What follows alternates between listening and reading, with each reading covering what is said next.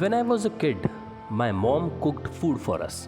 One night in particular, when she had made dinner after a long, hard day's work, mom placed a plate of sabji and extremely burnt roti in front of my dad.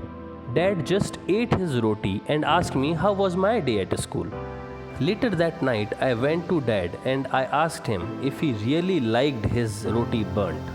He said, "Your mom put in a long, hard day at work today and she was really tired. And besides, a burnt roti never hurts anyone, but harsh words do.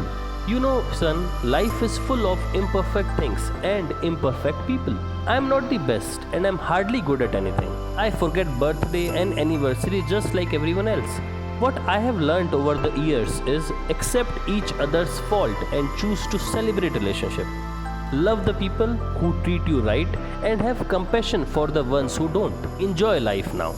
It has an expiry date." So the moral of the story is that acceptance is the key to our lives. Acceptance of who we are and how others around us. Generally, we ourselves are not perfect, yet we expect others to be perfect. This is especially visible in our relationship. The spouse expects something from the other, and when the other does not deliver as expected, then what do? We become angry and hurt the other person with our words or behavior. We need to keep our ego aside and accept others and ourselves with the flaws. Otherwise, life will be hell when we are searching for the heaven. Our ego keeps us away to accept our flaws, and we only look at other people's fault. We have two eyes, but both look outside, and we don't have even single eye to look inside. Maybe then we could have seen ourselves better.